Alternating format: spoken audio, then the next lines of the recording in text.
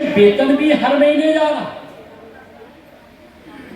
अगर उसी 10% को आप बचा ले, अपने हिसाब से लगा ले, तो एनपीएस से ज्यादा मिलेगा, नहीं मिलेगा। ये तो हमारा नुकसान हुआ। अब मान लीजिए वो 3-4 भाग के गए, लौटे कि नहीं अभी?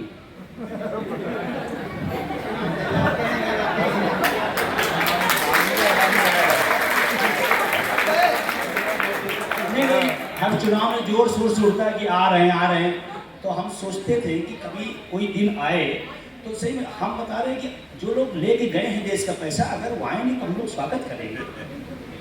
हम तो चाहते सरकार डेट तय करे कि भाई फला लोग इस एयरपोर्ट पे इस दिन लौट रहे हैं, तो हम लोग स्वागत करें। देश का इतना बड़ा पैसा लेके चले गए हैं, उस पर कोई चर्चा नहीं हो रही है, लेकिन अध्यापकों को, कर्मचारियों को पेंशन देने में समस्या आ रही है। और इससे भी ज्यादा गजब आप देखें, इस देश का नुकसान एनपीएस से कैसे होगा। अभी एक शहीद हुए कैप्टन अंशुमान सिंह शहीद हुए, आपके पास पहुंचा नहीं पहुंचा मुझे नहीं पता। उनकी मां का एक वीडियो वायरल हो रहा है। उनकी मां, शहीद की मां कह रही है, अगर पुरानी पेंशन होती तो आज हम कम से कम असहाय ना आते। बेटा तो हमने खो दिया, उसी के साथ हमने जिंदगी भी खो दिया। ये एनपीएस का दुष्प्रभाव है। और एक शहीद की मां अगर ये बात कह रही है तो कोई छोटी बात नहीं। आप दुनिया का तर्क दे दीजिए, लेकिन उस मां के इस शब्द के आगे सारे तर्क बौने हैं। जनरली सारे तर्क बौने।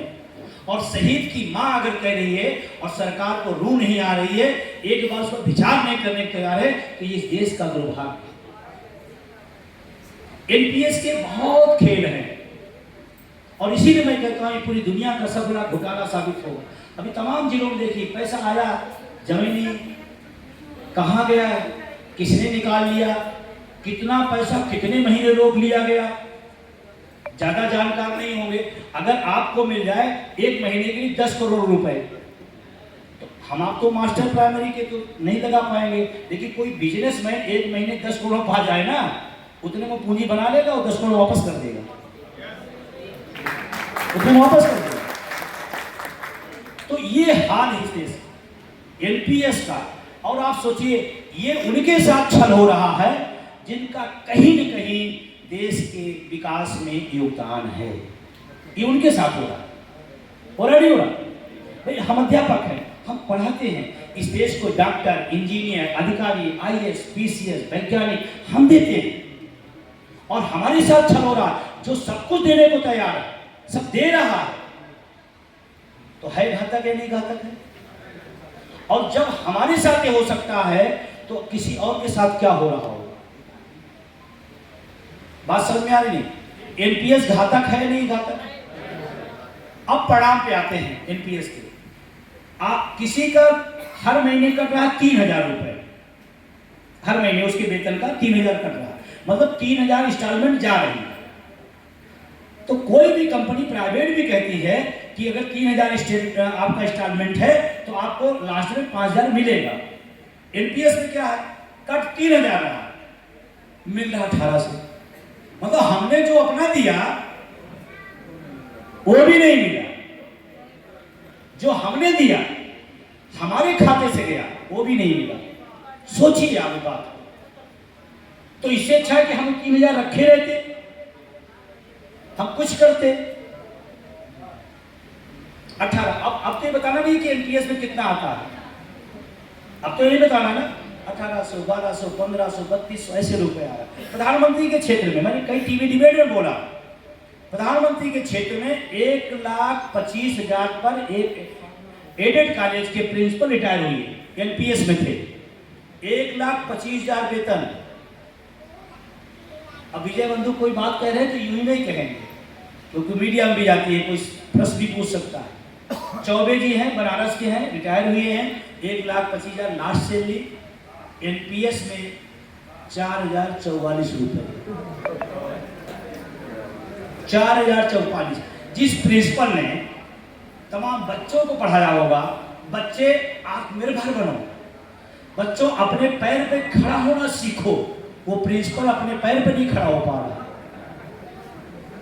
वो खुदे परजीवी हो गया। ये है।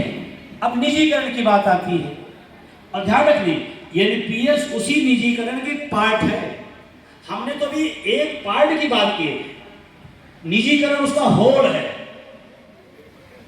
जैसे निजीकरण को उसमें समझिए आप साधारण भाषा में, निजीकरण दशानन है, उसके 10 सिर है। कभी एनपीएस के रूप में, कभी आउटसोर्सिंग के रूप में, कभी संविदा के रूप में, कभी जूनियर और प्राइमरी का सम्मिलन के रूप में, और समझ उसके रूप अलग अलग है, हम समझ नहीं पा रहे हैं। कभी ऑनलाइन अटेंडेंस के रूप में।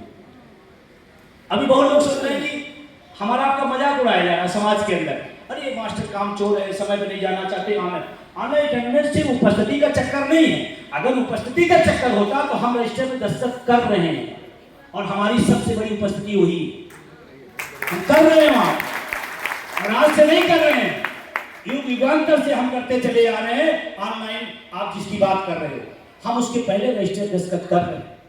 सवाल उसका नहीं है, सवाल इसका है, इसके आगे का जो घटनाक्रम है। और जो अधिकारी यहां हो या आपके सरपंच इनको बता देना, आज हमारी बारी है, आज हमारे साथ आप जो व्यवहार करोगे, कल जब तुम्हारे पे डंडा चलेगा तो हम सब मिठाइयां बांटेंगे।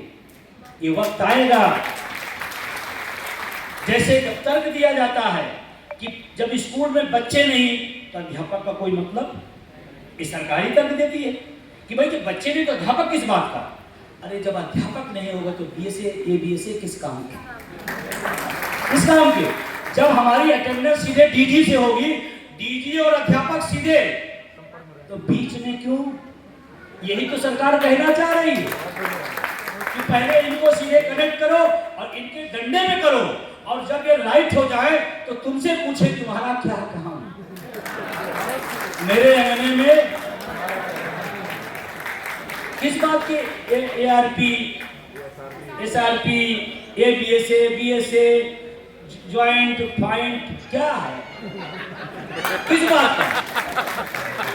ये आगे की खेल है, ये बात समझिए। और अधिकारियों को बता दीजिएगा, आज हमारा साथ तो अगर हम रहेंगे तभी आप जांच करने आओगे। अगर हम नहीं रहे, जैसे हमारा संबंध बच्चों से है, बच्चे नहीं तो अध्यापक का, और जब अध्यापक नहीं तो ये बीएसए नहीं, ऐसे होगा। इसलिए उनको समझाओ कि मेरे से ज्यादा आपकी नौकरी खतरे में है, इससे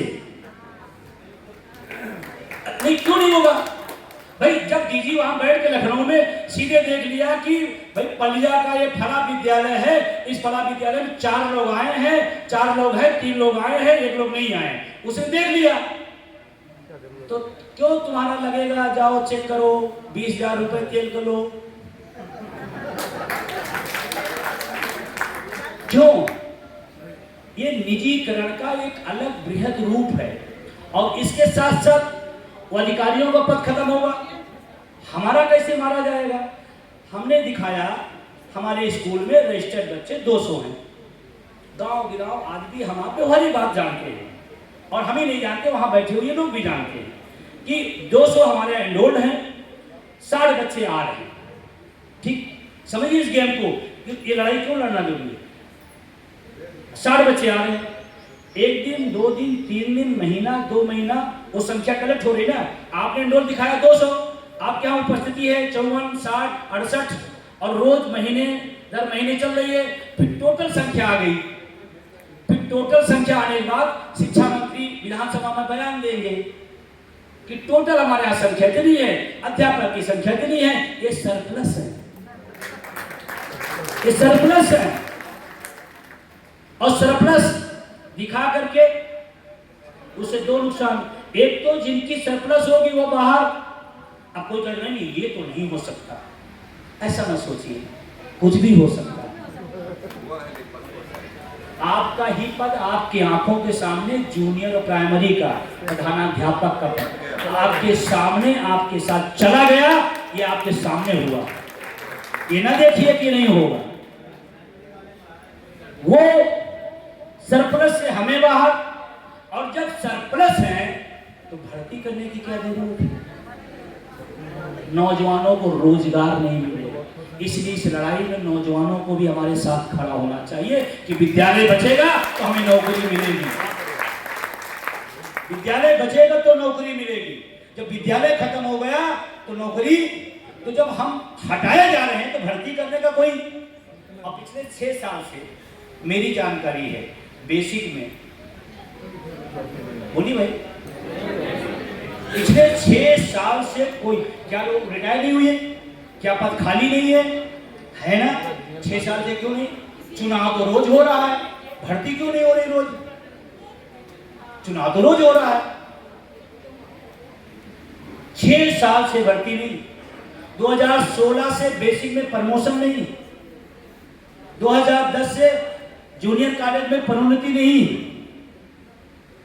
अंतर जनपदीय ट्रांसफर नहीं हो रहे, ये सब नहीं हो रहा, किताबें नहीं पहुंच रही, लेकिन ऑनलाइन अटेंडेंस। इतना जोर क्यों? इतना जोर क्यों? इतना जोर किताब पहुंचाने में लगता तो हम भी खुश होते कि मेरा बच्चा विद्यालय पाएगा, किताब पाएगा, पढ़ेगा, शिक्षा व्यवस्था सुधरेगी। किताबें नहीं, जिस व्यवस्था का सबसे मूल चीज है, मैं तो कहता हूं आप जितना जोर इस पर दिए हैं उतना जोर किताबों को दे दीजिए, पहुंचा दीजिए, शिक्षा व्यवस्था सुधर जाएगी। लेकिन उसमें वो लंबा ऐप का और टैबलेट का घोटाला नहीं हो पाएगा। ये घोटाला मैं आज भी कर रहा हूं, अपनी जिम्मेदारी से कर रहा हूं। ये जो लैपटॉप, ये टैबलेट का है, ये बहुत बड़ा घोटाला, स्कीम है बहुत बड़ा।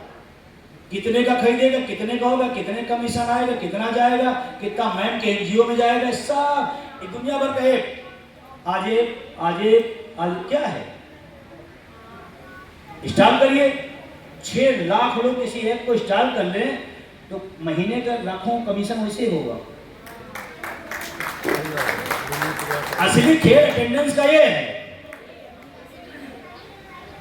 और ये बात मैं इसलिए कह रहा हूं, इसी तरह तमाम सारी योजनाएं आई हैं, तमाम सारी योजनाएं आई हैं, खेल पूरा हुआ, कमीशन मिला, घोटाला हुआ, ये भी चाहिए। ज्यादा सीरियस हो गए क्या आप लोग? निजीकरण इस देश के नौजवानों के साथ धोखा। और एक बात और, देश के लिए घातक कैसे? हम आप अपने बच्चे को पढ़ा रहे हैं, हम आपकी कितनी लोगों की इच्छा, ईमानदारी से बताइएगा, यहाँ जितने लोग सभागार में बैठे हैं कि आप अच्छे स्कूल पढ़ाइए, अच्छी फीस दे पढ़ाइए, बच्चा आपका पढ़ने में बहुत अच्छा हो, बहुत टैलेंटेड हो, लेकिन आपका सपना है कि आपका बच्चा संविदा में नौकरी पाए।